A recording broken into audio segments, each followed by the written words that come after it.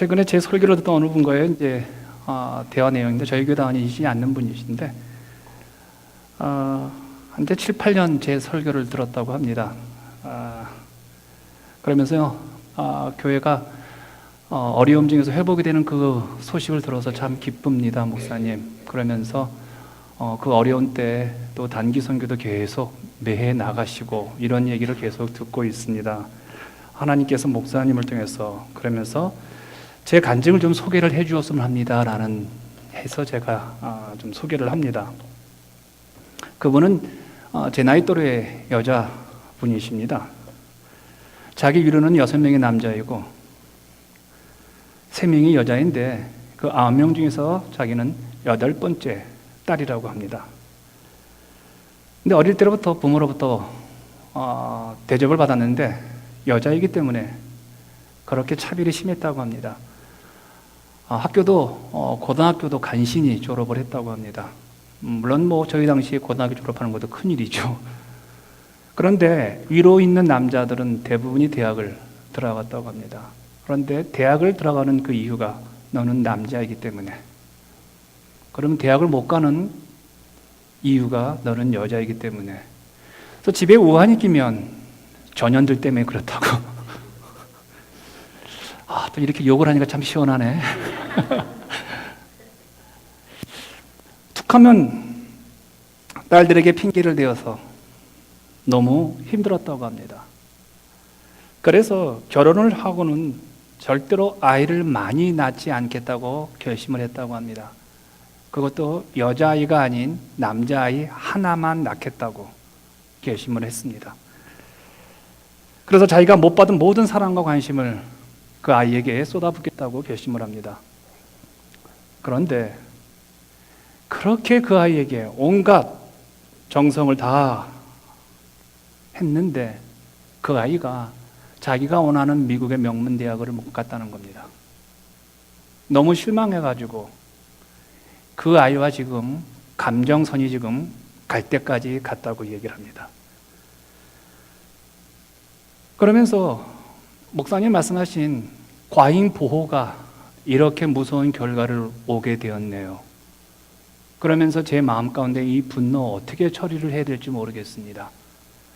부모로부터 받은 거절감, 버림받은 그 내 마음, 그것을 치유받기 위해서 내가 아이를 하나 낳았고 그 아이에게 온갖 사랑을 다 쏟아부었는데 그 아이가 지금 저를 배신했습니다. 또 저는 아이로부터 거절을 당했습니다. 분노라는 단어, 우리가 화를 낸다고 그러죠. 우리 한국 분들 화 얼마나 잘 냅니까? 목소리 톤이 높잖아요. 분노는 초대 교부들 또 중소시대, 중세시대의 아주 유명한 목회자들에게 설계한 주제가 7가지가 있었습니다. 7가지. 이 7가지 주제가, 설교 주제가 있는데 그게 주로 뭐냐면 게으름, 탐심, 탐식, 분노,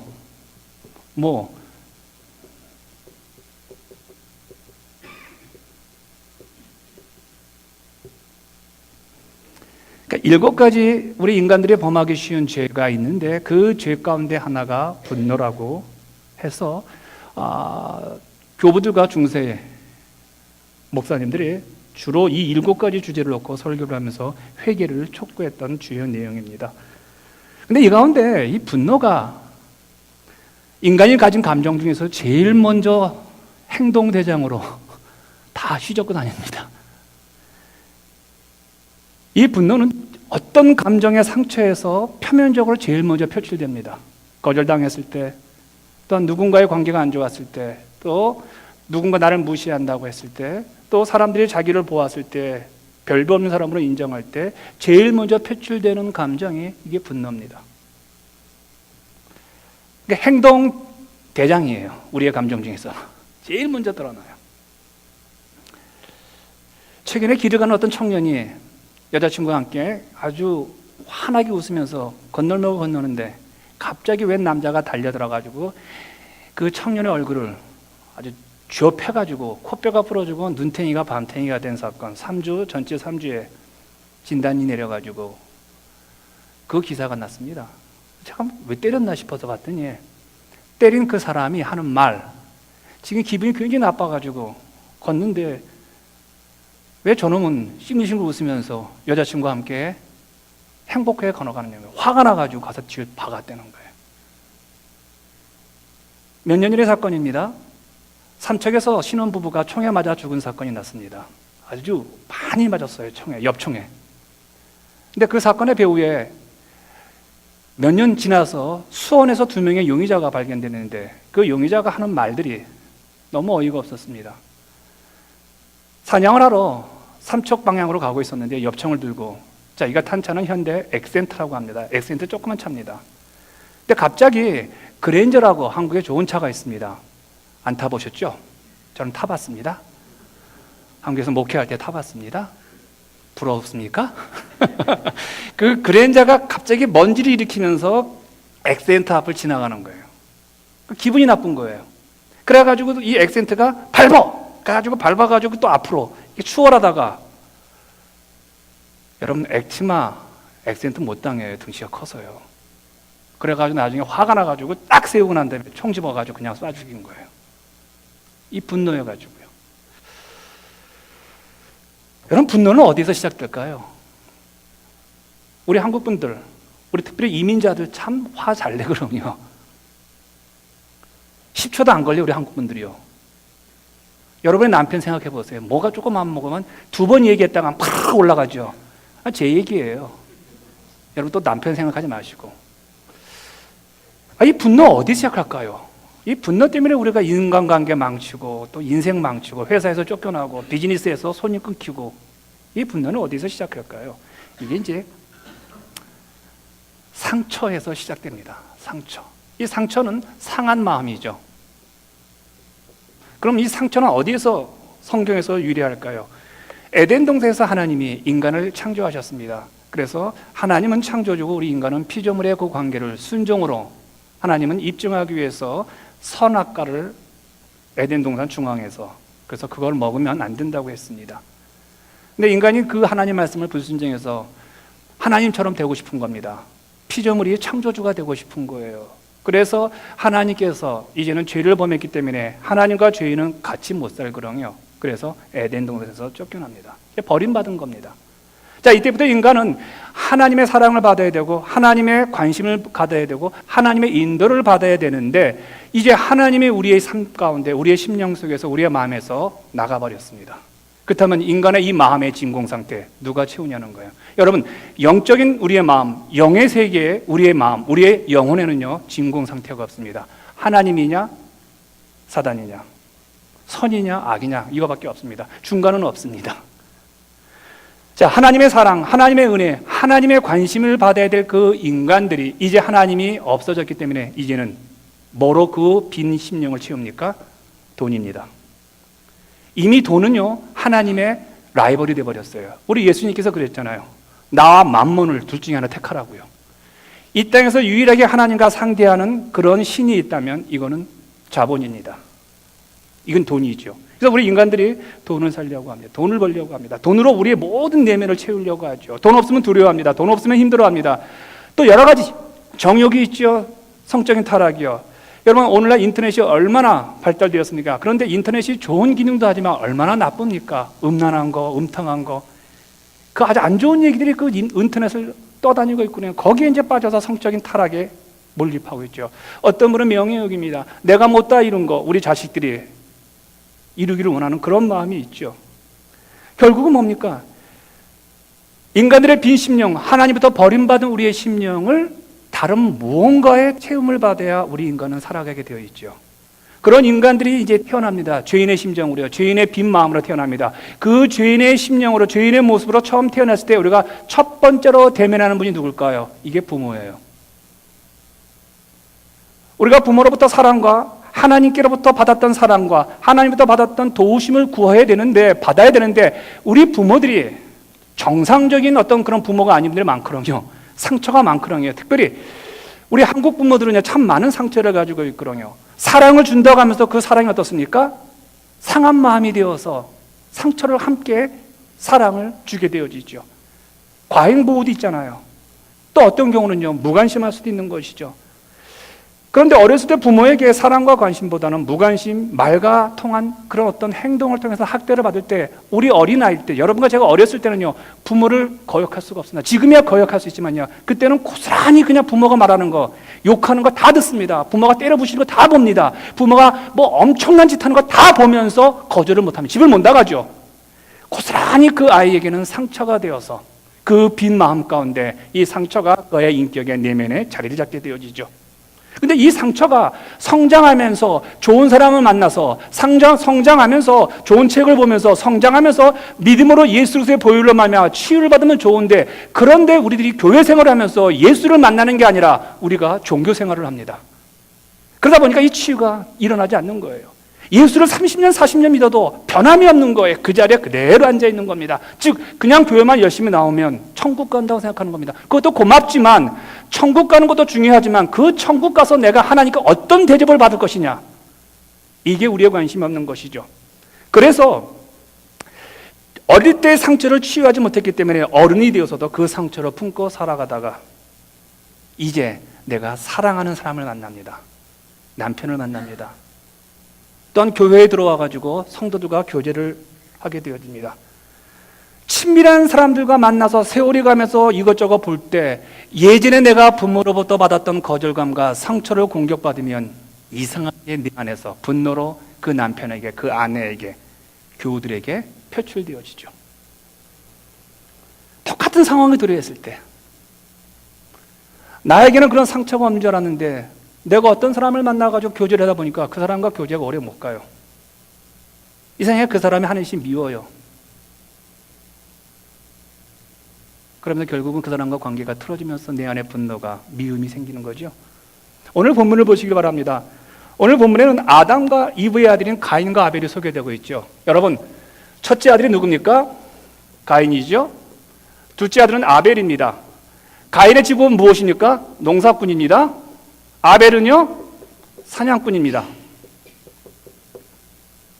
자, 그런데 이 두 사람이 어느 날 하나님께 동시에 예배를 드립니다. 오늘 여러분처럼 예배를 드리는 거예요. 이 예배당에 오셔가지고요, 하나님께 예배를 드리는데 형 가인의 예배는 하나님이 거절합니다. 안 받습니다.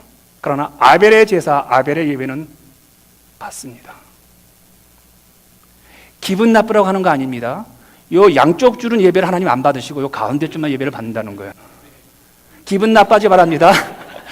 양쪽 줄은 다 받으시니 요 가운데 줄은 안 받는다는 겁니다. 하나님께서요, 여러분의 예배를요. 그러자 그 제사를, 예배를 거절당한 가인의 모습을 한번 5절에서 같이 읽겠습니다. 시작. 가인과 그의 제물은 받지 아니하신지라 가인이 몹시 분하여 안색이 변하니. 어땠다고요? 화가 났어요. 여러분, 사람이 화가 나면 제일 먼저 안색이 변하는 것은요, 이때나 지금이나 똑같죠. 여러분, 화나면 어떻습니까? 눈빛이 굉장히 이상해지죠. 가인이 왜 화를 냈을까요? 이 질문이 중요한 이유는요, 오늘도 우리는 가인과 거의 비슷한 이유로 화를 내기 때문에 그래요. 여러분, 왜 화내세요? 여러분, 어떤 이유로 화를 낼까요? 가인은 자기가 드린 제사를 하나님이 거절했다는 그 버림받은 것으로 인해서 화가 난 거죠. 자신의 제사를 받지 않는 하나님의 버림받음으로 인해서 가인은 막 분노한 거예요. 어떻게 하나님이 이럴 수 있어, 나한테? 여러분, 사람이 거절감을 당할 때, 누군가로부터 버림을 당할 때 첫 번째 느끼는 감정이 억울하다고 생각이 든다고 합니다. 그리고 서운하다고 합니다. 그게 좀 더 나가가지고 기분이 나빠집니다. 신앙생활 할 때 두 가지만 여러분 잘 해결하면 롱런할 수 있다 제가 말씀드렸죠. 첫째가 뭐예요? 서운한 거. 두 번째, 기분 나쁜 거. 우리 한국 분은 정말 많이 서운해 하시는 것 같아요. 그리고 왜 이렇게 자주 기분이 나쁜지 모르겠어요. 술 먹어도 기분 나빠서 먹고, 기분 좋아서 술 먹고, 뭐 다 그렇게 말들 하잖아요. 야, 여러분 생각해 보세요. 가인은 자신도 하나님께 제물을 드렸는데도 자신의 것은 받지 않고 아벨의 것은 받았다는 사실이 너무 억울하지 않습니까? 불공평하다고 생각을 하는 거예요. 저는 가인의 이 마음 이해합니다. 가인이 제물을 안 드렸다면 모를까? 가인도 제물을 드렸거든요. 아벨처럼요. 그러면 가인은 농사꾼이기 때문에 뭐를 드렸을까요? 농산물을 드렸겠죠. 그렇죠? 아벨은요. 사냥꾼이니까 양을 치는 사람이니까 뭐가 드렸겠을까요? 동물을 드렸겠어요. 그럼 동물을 드렸다는 얘기는 피가 드렸다는 거죠. 피의 제사이겠죠. 그렇죠? 농산물은요. 이게 없죠. 그래서 많은 사람들은 이렇게 말을 합니다. 하나님께서 아벨의 제사는 받으시고 가인의 제사는 안 받으신 이유가 요 피의 제사 때문에 그렇다는 거예요. 이게 많은 목사님들과 많은 학자들이 말을 하는데 사실 창세기 4장까지는요. 율법이 없었던 시절이에요.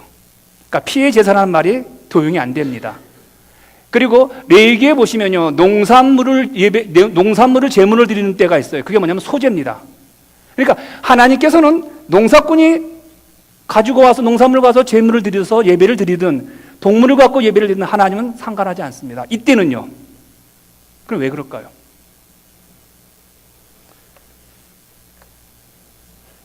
억울하잖아요.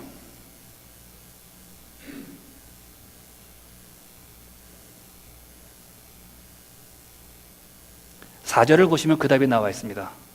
같이 읽을까요? 시작. 아벨은 자기도 양의 첫 새끼와 그 기름으로 드렸더니. 아벨이 어떻다고요? 아무 양이나 드린 것이 아니라 첫 새끼, 첫 예물을 드렸다고 합니다.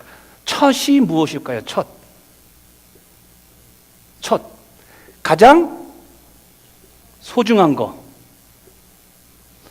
하나님께서는 이렇게 말을 합니다. 너희들이 이 땅에서 소산물 가운데 첫 것은 내 거다.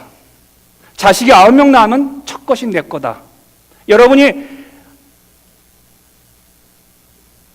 젊은 시절에 예수를 영접하시고 여러분이 신앙생활을 하면서 가장 도전을 받은 적이 언제였습니까? 저는 전도사 시절에 사례비를 8만 원을 받았습니다. 8만 원. 처음 신학 다닐 때. 그때 그 8만 원을 하나님께 드렸습니다. 나의 첫 예물이기 때문에. 그때 그 8만 원 큰 돈이었으면 저같이 가난한 신학생들은요. 근데 얼마나 뿌듯했는지 몰라요. 나의 첫 예물을 하나님께 드렸다는 그 감정이 지금도 저희는 굉장히 프라우드한 감정이죠. 첫이란 말은 그런 의미입니다. 이 첫이란 말은요. 모든 것이 다 하나님의 것이지만 그중 제일 좋은 거, 제일 깨끗한 거, 제일 튼튼한 거, 제일 멋진 것을 하나님께 드림으로 말미암아 내가 가진 모든 소유권이 하나님께 있음을 고백하는 아름다운 믿음의 고백이에요. 그러니까 아벨은 뭘 드렸다는 겁니까? 재물만 드린 게 아니라 그의 마음과 그의 자세와 태도가 첫이라는 그 예물을 통해서 자기의 신앙의 고백을 했던 거예요. 그렇다면 가인은요. 오늘 주일을 가야 되니까 에이 쓰레빠 시고 막 다다다다 가자. 오늘 보면서 지금 몇 시야 보니까 아이고 11시 15분이네. 에이 가주는 것만 해도 우리 목사님도 고마워하신다니까 가주는 것도. 저는 가주는 거 고마워요. 여러분 오셔서 여기서 조셔도 되고요. 들어온 누워도 괜찮으세요 여러분들. 저는 여러분 교회 오시는 것만 해도 고마워요. 참 제가 많이 변했죠? 근데 하나님은요. 하나님은 그렇게 대접을 받을 만한 분이냐는 거예요, 여러분한테.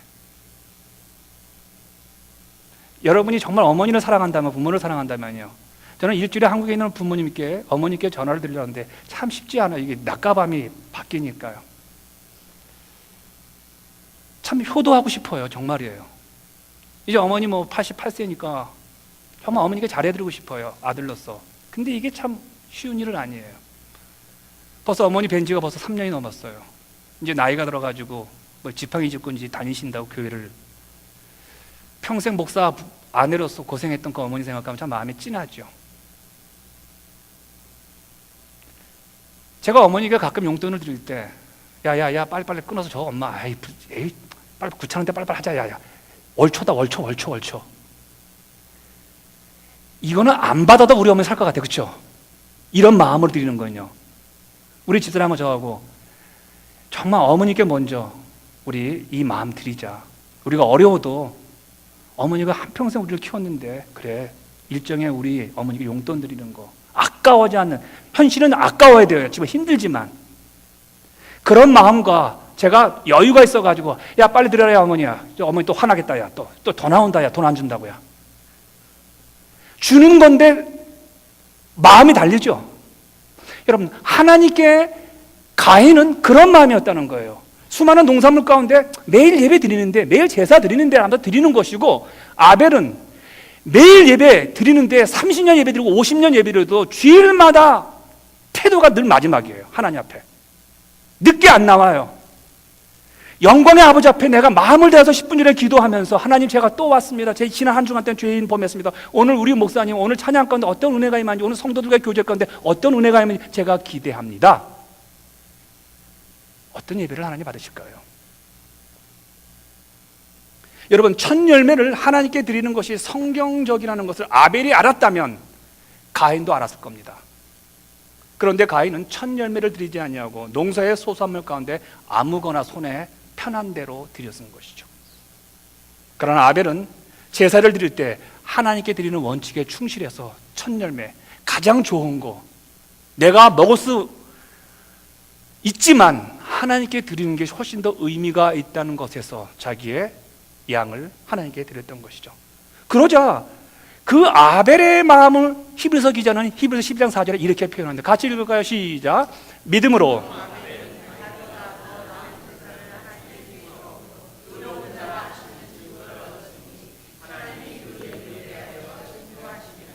요 마음을 성경은 뭐라고 표현하는 겁니까? 믿음이라고 표현한 겁니다. 여러분, 믿음은 뭘 말할까요? 믿음은 대상이 있습니다. 대상은 누구예요? 우리가 믿는 비나이다 비나이다 천지신명 하늘의 무수한 그게 아니에요. 우리는 믿음에 대해 불명하죠. 누굽니까? 하나님이에요. 여러분, 믿음이란 대상이 중요합니다. 여러분이 여러분이 열심히 신앙생활해도 이 대상이 잘못되었다면 여러분의 신앙은 종교를 하는 것이죠. 그렇다면 우리가 믿음 좋다는 것은요, 하나님을 믿는 건데, 그런데 하나님은 어떻게 믿어야 됩니까? 하나님은 자기를 믿는 방법을 너네들의 감정대로, 너네들의 습관대로 믿게 허락하지 않으셨어요. 이 바이블이라는 성경책을 통해서 우리가 이대로 예수를 믿기를 원해요. 아멘요? 내 마음대로 믿고 싶어요. 예수를. 교회도 내 마음대로 갖고 싶어요. 교회 와서 구속력 얻고 싶어요. 교회 편히 다니고 싶어요. 그럼에도 불구하고 그건 우리의 마음이지, 하나님은 이 성경에서 이 성경대로 믿는 걸 원하신다는 거예요. 그 믿음이란 성경대로 믿는 거예요. 성경대로. 성경은 뭘 말할까요? 하나님이 자기의 생각, 자기의 플랜을 여기에 기록해 놓은 거예요. 하나님께서는 그의 백성에 이렇게 믿어 주었으면 좋겠다는 하나님의 우리를 향한 기대가 이 성경책에 기록이 되어 있는 거예요. 아멘요? 그러니까 믿음이란 뭘 말합니까? 하나님이 기대한 대로 믿는 건데, 그 하나님이 기대하는 내용이 성경책에 있으니까요. 아벨은 하나님께 예배를 드리는데 그 믿음의 방법대로 예배를 드렸다는 거예요. 아벨은 성경에서 하나님의 약속과 기대를 알고 있었으며 그 기대가 자신에게 있음을 알고 있어서 하나님의 기대에 부응해서 그의 첫 열매를 하나님께 드렸어요. 그런데 가인에게는 그게 없어요. 그러자 방귀 낀 놈이 성낸다고. 지금 누가 성냅니까? 가인이 성을 내요. 화를 내요. 우리가 화를 낼 때 가만히 보세요. 여러분, 아내들에게 제가 한번 질문을 던집니다. 남편이 정당하게 화를 내는 경우가 많습니까? 아니면 시답잖은 거 화를 내므로 더 우스운 짓 하는 그거 갖고 더 화를 냅니까? 우리 집사람이 앉을 때는 분명히 그렇게 말할 거예요. 2번입니다. 저도 남자지만요, 진리 가지고 아내한테 화내는 거 없어요. 왜 늦냐? 왜 밥 안 해줬느냐? 왜 내 기분 나쁘게 째려보느냐? 너 나 무시해? 하나도 가정의 평화와 세계 인류 평화와 관련된 것들과 관련해서 화내는 경우가 없지요. 지금 미국이 동성애 때문에 지금 큰일 났는데 우리 이것 때문에 기도해야 돼. 우리 이것 때문에. 그리고 싸움하는 부부 있습니까? 거의 없어요. 가인도 제사를 드렸는데 문제는 방법이 성경의 원칙이 아닌 자기가 원하는 대로 제사를 드리는 거예요. 하나님이 우리에게 이렇게 예수를 믿으라고 합니다. 이렇게 예배를 드리라고 말합니다. 이렇게 11조를 하라고 말합니다. 이렇게 하나님 앞에 드림의 봉사의 방법이 있다고 말을 하는데 우리가 이 성경대로 믿지 않냐고 내 식대로 믿는 거예요. 그러자 목회자가 아니면 교회 리더들이 아닙니다, 봉사는 그렇게 하는 거 아닙니다, 아닙니다, 예배는 그렇게 하는 거 아닙니다, 아닙니다, 11조는 그렇게 안 합니다. 그러면 여러분 어떻습니까? 괜히 빈정대잖아요. 또 돈 얘기하려고, 또 부려먹으려고. 그게 아닌데도 그거 알면서도 어떻습니까? 괜히 빈정대잖아요, 여러분 마음 가운데. 정말 정상적으로 우리가 11조의 복을 받는 건데 여러분 어떻습니까? 그냥 내 마음대로 그냥 적당하게, 에이 뭐 올해 뭐 힘든데 뭐 하나님 내 마음 아시겠지, 아이 봉사 힘든데 하나님이, 물론 하나님은 아신다고 하지만 성경은 뭐라고 말했습니까? 최선을 다해서 예수를 믿고 최선을 다해서 헌신하고 최선을 다해서 최고의 것을 다해서 주님의 영광을 위해서 쓰임받으라고 우리에게 요청하고 있잖아요. 그런데 그렇게 우리가 하나님 앞에서 그렇게 우리가 살아야 되는데 그렇게 살지 못하는 우리가 도리어 화를 낸다는 거예요. 자신에게서 문제가 뭐가 있나? 왜 내 예배는 하나님 안 받으셨을까? 왜 하나님이 나를 보고 기뻐하지 않을까? 왜 하나님이 나를 축복하지 않을까라고 자기를 돌아보는 자기의 성찰의 기회를 삼지 않냐고 가인은 무덕대고 화를 내는 겁니다. 여러분, 우리가 세상을 살아갈 때 에너지라는 것이 굉장히 중요합니다. 에너지라는 게. 여러분, 사람에게는 에너지가 있어요. 제가 어떤 성도를 만날 때는요, 막 기분이 와요. 막 기쁨이 오고 위로가 되어져요. 그리고 그 성도랑 그냥 가만히 앉아도 나는 움직이지 않았는데 그 성도가 가지고 있는 그 열정과 그 무언가 순전하고 깨끗하고 아름다운 게 내 막 몸에 들어와서 내 불순물이 이렇게 빠져나가는 그 출애굽의 느낌이 제가 받아요. 근데 어떤 성도를 만나면요, 에너지가 참 안 좋아요. 이상하게 말을 하는데 들어보면 기분 나쁘고, 누군가 얘기를 하고 자꾸 남 얘기를 하고 자꾸 이상한 얘기를 하는 거예요. 앉아있으면 기분 나쁘면서 내 영이 혼탁해지는 것을 느끼죠.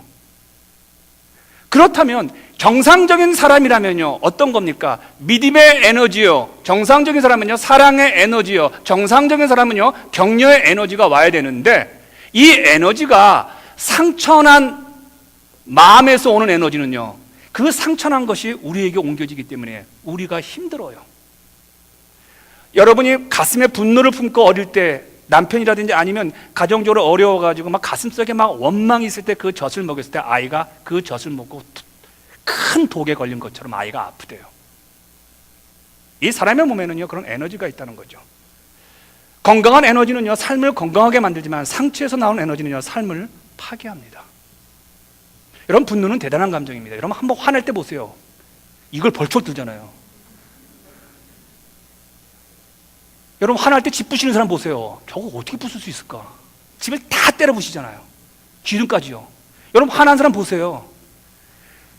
120마일이 안 무서워요. 화날 때 안에 앉혀놓고서 화났다고 막. 제 친한 친구는요, 화냈다고 하다가 고속도로에서 차를 세워놓고 내려버렸어요. 그리고 가요. 건너가요. 그러니까 아내가 얼마나 두려웠습니까? 막 차를 빵빵거리죠. 아니, 무슨 놈의 에너지가 그렇게, 무슨 놈의 힘이 그렇게 나는지 몰라요. 여러분, 화날 때 남편 한번 보세요. 뭐 아내는 제가 미안합니다. 공중 부양하는 거잖아요. 막 펄펄 뛰잖아요. 나 그거 아닌데 막 이럴 때 뛰는 거 보면요, 아니 저 양반 언제 저 허리가 아프다 그러는데 언제 저러게? 저지라는 거 보면 이 분노의 에너지가 얼마나 큰지 몰라요. 여러분, 이 분노가요 우리에게 주는요, 근데 왜 이 분노가 나오냐는 거예요. 분노는 여러분 잘 보세요. 우리의 마음 상처 가운데 가장 변두리에 있는 게 감정의 분노예요. 그래서 모든 상처를 받으면 제일 먼저 나오는 게 행동대원 누구라고요? 이 분노예요.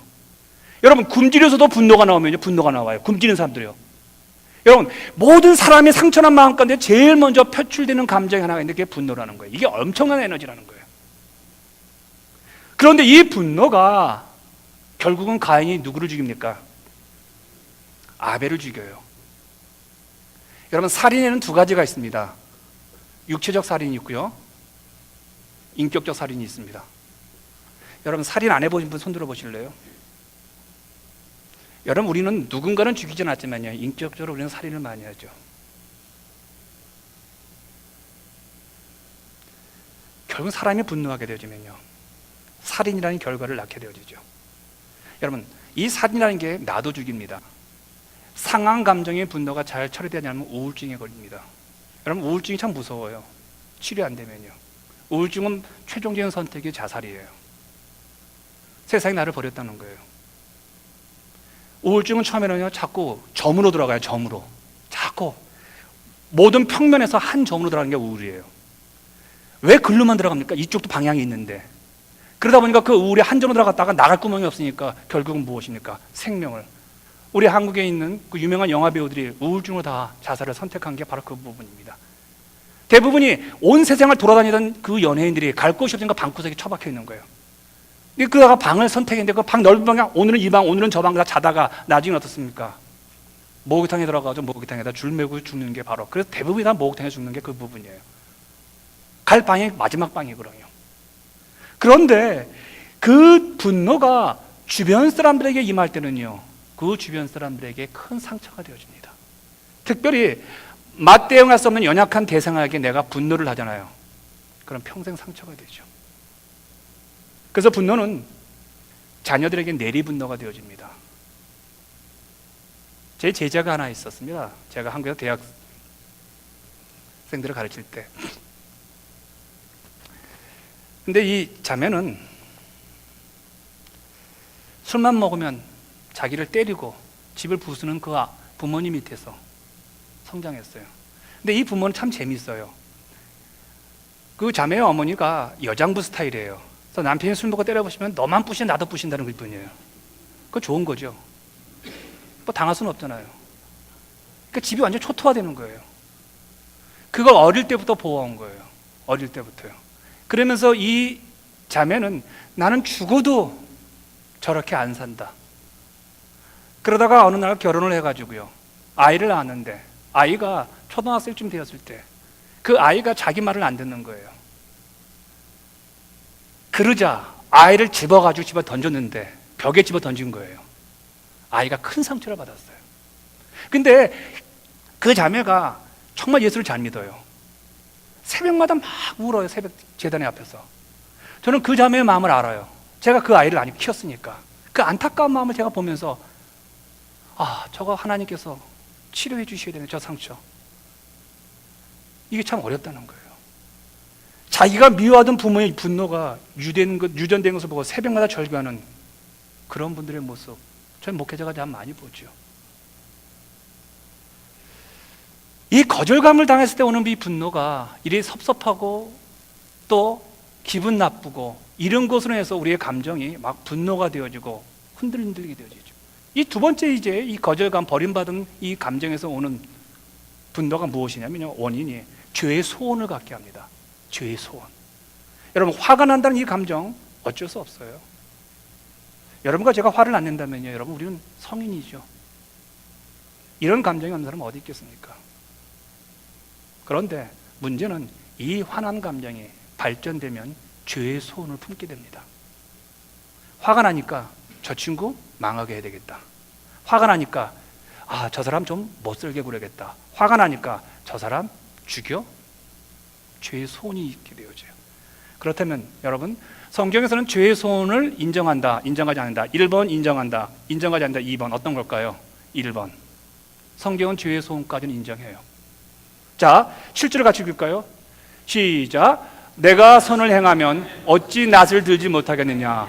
선을 행하지 아니하면 죄가 문에 엎드려 있느니라. 죄가 너를 원하나 너는 죄를 다스릴지니라. 죄가 너를 원해서 소원을 가질 때 할지라도 죄를 다스리라고 말합니다. 무슨 얘기일까요? 죄의 소원까지 성경은 인정하는데 죄의 소원을 행동으로 옮기는 것을 성경은 인정하지 않습니다. 우리는 죄의 소원이 행동으로 옮겨지지 않도록 차단해야 합니다. 왜냐하면 여러분, 죄의 소원이 행동으로 옮겨지면요, 분노가 습관화되어서 내 의식이 분노로 굳어져 버립니다. 어떤 분은 화가 나는데 10초도 안 걸려요. 아니, 어떻게 하나, 둘, 셋, 넷, 다섯, 여섯, 일곱, 여덟, 아홉, 10화! 아니, 기다렸듯이 화내는 분들이 있어요. 제가 사역을 하면서요, 참 그런 분들을 가끔 봅니다. 뭔가 회의를 하게 되어지면요, 자기 주장하다가 안 먹히면 막 화를 내요.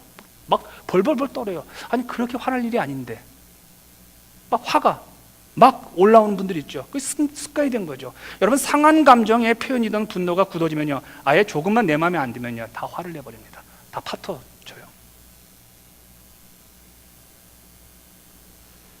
그런데 이 상처를 가진 사람이 분노의 마음으로 굳어지면요, 힘이 없는 사람들은 그냥 당해요. 아내들, 힘 있는 아내한테 당하는 남편들, 그리고 불쌍한 우리 아이들. 그런데 문제는요, 그렇게 당하던 그 사람도 내 마음대로 할 수 있는 환경이 오게 되어지면요, 부모로부터 받았던 그 분노를 내리분노로 삼아서 아이들에게 그대로 쏟아붓습니다. 아브라함의 거짓말이 이삭에게 그대로 드러났죠.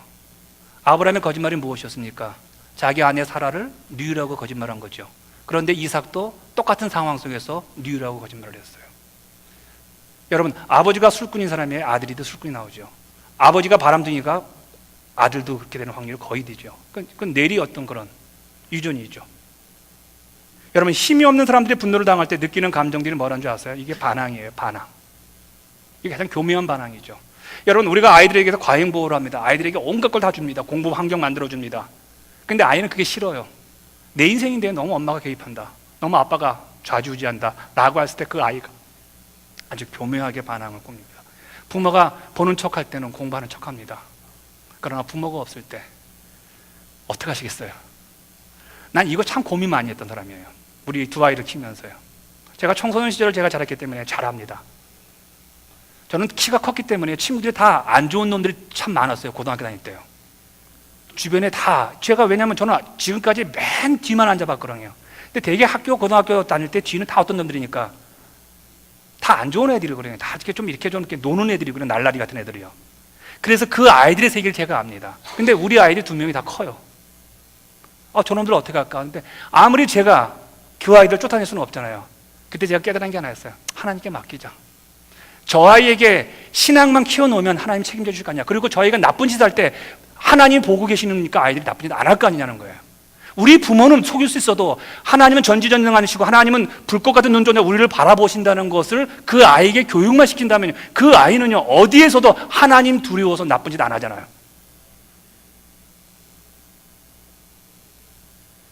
교묘한 반항이 우리 아이들의 마음 가운데 있게 되어지고 여러분과 저에게도 있게 되어져요.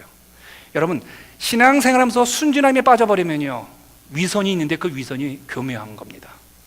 앞에서는 그럴 척하지만 뒤에서는 이상한 짓 하고 다니는 사람도 있잖아요. 위선이란 뭘 말하니까 가면을 쓴다는 거거든요. 연극한다는 거예요. 내 본 모습은 그게 아닌데 그 사람 앞에서는요, 그런 것처럼 하는 것을 위선이라고 그러죠. 그래서 이런 사람들은요, 이 교묘한 이 반항을 가지고 있는 사람들은요, 이상하게 설정을 짓습니다. 어떤 설정을 짓냐면요, 세상 만사가 다 내가 옳고 다 틀렸다고 설정을 합니다. 그러다 보니까 만사가 다 내가 옳으니까 항상 주도적이어야 되고 항상 주관적이게 되어지고 항상 자기 것이 옳아야 되고 사람들이 자기 식대로 따라와야 합니다. 자기가 가면 사람들한테 대접을 해줘야 됩니다. 이것도 우리 안에 있는 상처죠.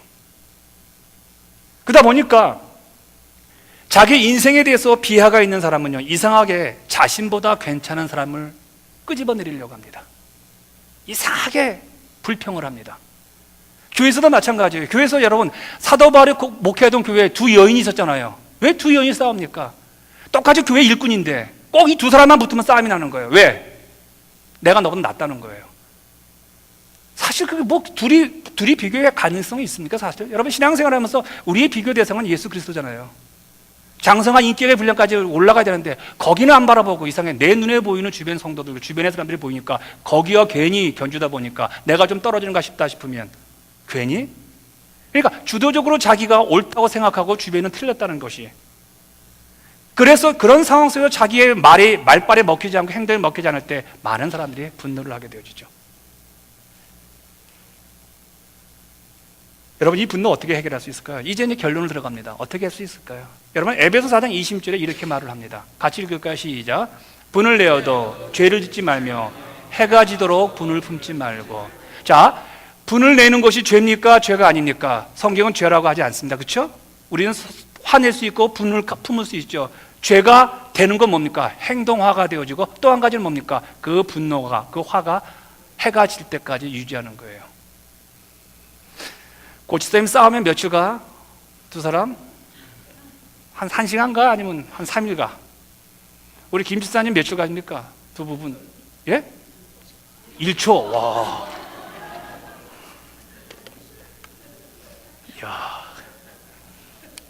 저 자신만만은 어디서 올까? 여러분, 바울은 분노와 죄악을 구분했습니다. 바울은요, 무슨 말입니까? 분노를 품을 수 있지만 죄는 짓지 말라는 거예요. 근데 여기에 딜레마가 있어요. 화가 났는데 어떻게 감정을 조절할 수 있어요? 샥 나왔는데 어떻게 입이 다물어져요? 안 돼요, 이거. 이 감정, 그렇잖아요? 심리학자들은 내면의 건강을 위해서 분노를 표출하라고 합니다. 막 화를 내라고 그래요. 그런데 성경은 이렇게 말합니다. 여러분, 에베소 4장은 분노에서 얘기하고 에베소 5장에는 이 분노를 해결하는 방법이 소개되고 있습니다. 에베소서 5장 18절을 같이 읽겠습니다. 시작. 술 취하지 말라. 이는 방탕한 것이니 오직 성령의 충만을 받으라. 성령 충만이 해결 방법이라는 거예요. 그러면 성령 충만이 무엇입니까? 여러분, 성령 충만이 뭐예요? 성령의 지배당하는 것을 성령 충만입니다. 성령이 내 필링, 그러니까 성령이 내 감정을 컨트롤하는 게 성령 충만이에요. 다른 게 성령 충만이 아니라는 거예요. 성령께서 내 상처난 감정을 치료할 수 있도록 내어드리는 것을 성령 충만이라고 합니다. 그러니까 성령이 우리를 지배하시면 우리는 우리의 상처난 감정을 다스릴 수 있고 치유를 받을 수 있다는 거예요. 그러므로 상처가 있는 사람들, 인생에 굴곡이 심한 분들, 분노가 심한 분들은요, 그들에게 해결책은 성령 충만밖에 없다는 거예요.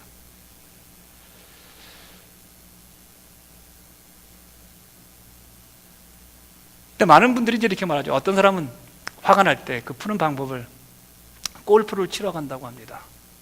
왜 골프를 칠까요? 골프 공을 놓고서 그 미워하는 놈 대갈통이라 생각한대요. 그러고 친대요.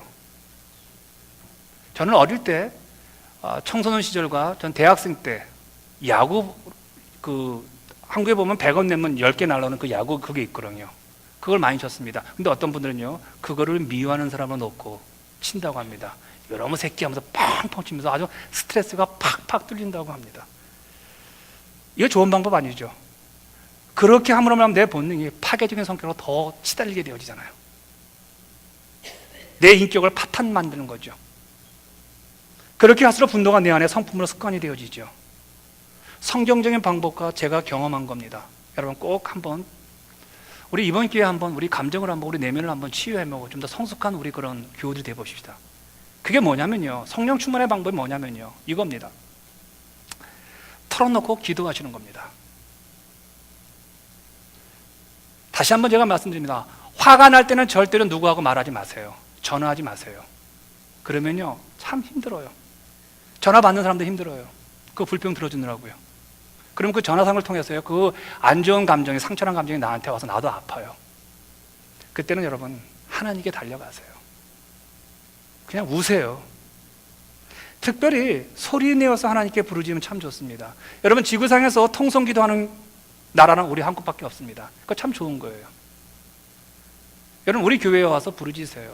이 예배당이 좀 미안하다면요, 옆에 예배당 아니면 교육관 가시 아니면 저 숲속에 들어가서 부르짖으세요.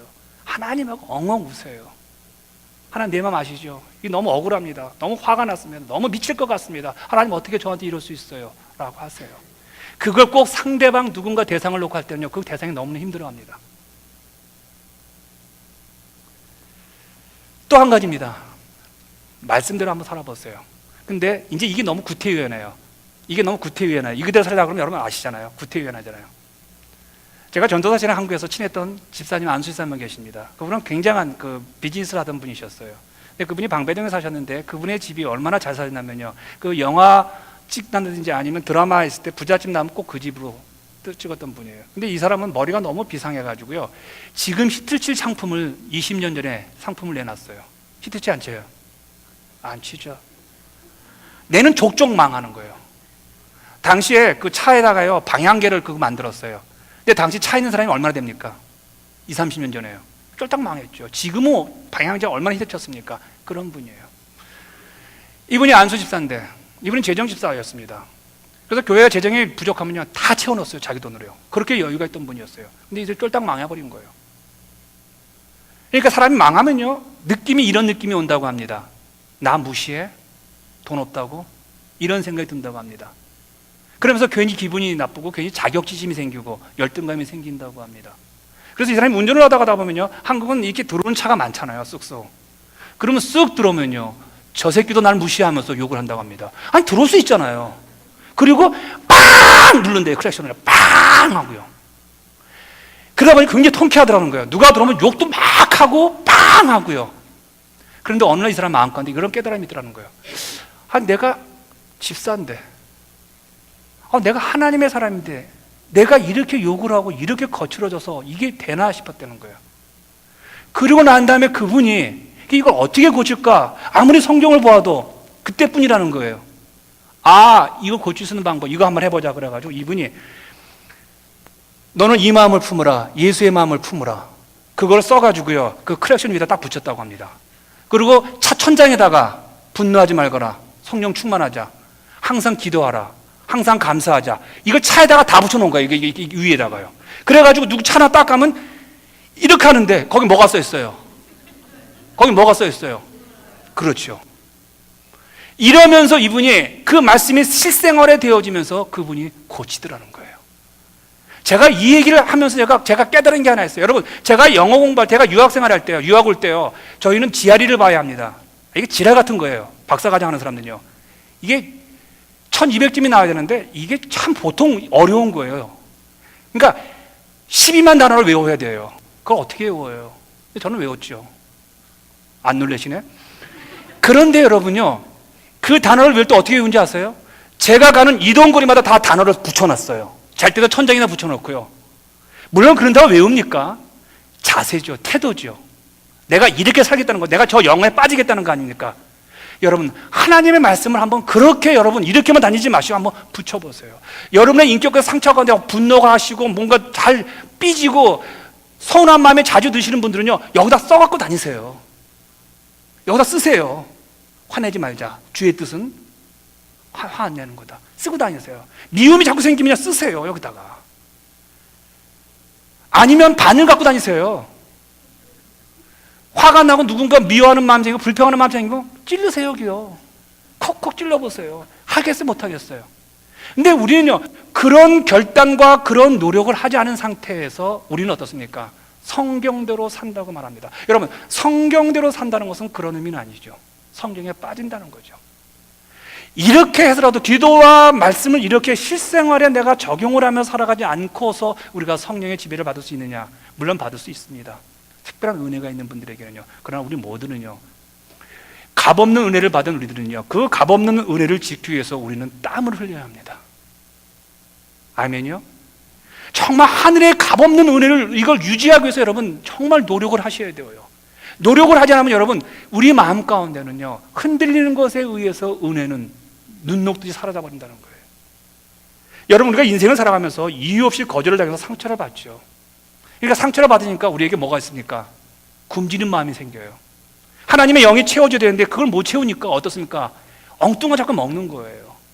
여러분, 심리학자들이 말하기를요, 여러분 살찌는 것도 정신질환이라는 거예요. 배는 찼는데 이미 내 뇌에서 자꾸 먹으라는 거예요.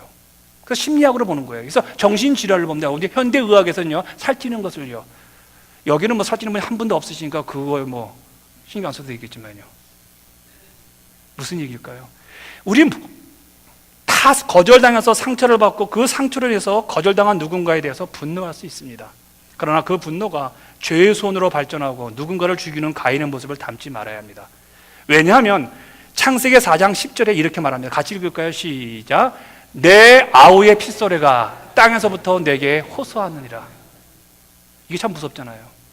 여러분이 누군가를 짓밟고 누군가를 죽이고 누군가를 미워하고 누군가를 여러분이 분노함으로 말미암아 그의 인격을 말살했을 때 그의 기도와 그의 호소가 어디에서 들리는 겁니까? 예배당에서, 차 안에서, 억울해서, 분노해서 들을 때 하나님은 그 음성을 듣고 갚아주신다는 거예요. 그러니까 우리의 분노가, 우리가 신앙생활하면서 왜 우리가 정말 30년 40년 하면서도 왜 내 신앙의 열정과 내 신앙의 그 성숙도가 없을까는 그겁니다. 여러분 한번 자기를 한번 보기 바랍니다. 제가 존경하는 R.A. 토레 목사님 말하고 마칩니다. R.A. 토레 목사님은요, D.L. 무디 선생님의 문법 신학학자였습니다. 한국의 예수원이라는 대천덕 신부의 할아버지입니다. 저기 나오시죠? 저분이 이렇게 말을 합니다. 아침에 일어나면 성령 충만을 위해서 기도한다. 그 이유가 뭐예요? 왜냐하면 성령 충만하지 않으면 오늘 하루 나는 너무나 쉽게 흔들릴 수 있는 사람이 있기 때문입니다. 하나님, 제가 성령 충만하다고 느끼지 못할 때 함부로 말하지 않도록 도와주십시오. 성령 충만지 않을 때 시련이 되기 쉽고 사람들에게 상처를 주기 때문에 그렇습니다. 이 정도는 한번 각오를 해보세요. 예수 믿는다는 것은 이런 의미에서 참 재밌습니다. 롤러코스터를 타는 기분입니다. 저는 요즘 너무 예수 믿는 그리고 성경을 공부하면서 제가 느끼는 그런 아주 희열이 있습니다. 아, 이런 기쁨이 있구나. 위대한 믿음의 성각자들은 이렇게 예수를 믿었구나. 평범한 사람과 믿음의 사람, 성숙한 사람은 어디서 차이가 나느냐? 아, 노력이 있구나. 그냥 가는 대로 여러분의 심령을 내두지 마시고 한번 여러분, 우리의 인생을 통해서 여러분을 통해서 하나님이 마음껏 일할 수 있도록 여러분의 내면에 있는 상처와 자꾸 시험 든다는 것을 너무나 거기에 몰두하지 마시고 정말 여러분을 통해서 좋은 에너지가 세상에 흘러나가서 그들이 위로받고 그들이 회복해서 함께 동역으로 주의 나라를 건설하는 우리 모든 교회가 되었으면 합니다. 내 속에 있는 것들을 너무 소홀히 여기지 마시기 바랍니다. 1cm가 늘어가지고 이 배에 1cm가 늘어가지고 이것 때문에 맨날 여러분 뭐라고 말하니까 배 나왔어 옷 못 입어 치마 못 입어 아이고 다리가 너무 굵어졌어 이렇게 걱정하는데 왜 내 영혼이 정상적이지 못하고 왜 내 영혼이 아프고 왜 내 영혼이 하나님 앞에 왔는데 예배를 드리는데 희열이 없고 감격이 없고 감사가 없고 그거에 대해서 왜 우리는 아파하지 않냐는 거예요. 하루는 못 자도 자야 된다고 여러분 그러지 않습니까? 한 끼만 굶어도 막 큰일 날 것 같이 하는 여러분들이 왜 하루에 일어나서도 영적 기도와 금식 또 퀴티 또 하나님 말씀 왜 그게 없이 그냥 당연히 일주일에 한 번 예배 드리는 것만만 내 영혼이 잘 된다는 왜 그런 착각에 그 마귀의 유혹 앞에 왜 속수무책으로 당하냐는 거예요. 내 영혼이 잘 된 같이 범사가 잘 된다고 말씀하지 않습니까? 범사가 잘 되고 영혼이 잘 되는 게 아니라 내 영혼이 잘 된 같이 범사가 잘 되는 이 축복이요. 이 범사에는 여러분이 원하는 모든 게 다 들어있습니다. 건강, 비즈니스, 자녀, 모든 것이요. 키가 뭔가, 스탠다드가 무엇입니까? 하나님께서 보시고 내가 복을 주냐 안 주냐는 네 영혼이 어떤 상태냐는 거예요. 내 영혼이 아프면요 치료하시면 내 영혼이 서글프고 내 영혼이 기분 나쁘고 내 영혼이 아프면요 하나님 앞에서 하나님 붙들고 어떻든 해결하는 왜요? 우리 영혼의 치료자는 성령 하나님이시니까요. 그래서 여러분 한 분 한 분이 좀 더 건강하게 힘있게 남은 인생을 살아가는 우리 모든 교가 되시길 주의 이름으로 축복합니다. 우리 같이 기도하겠습니다.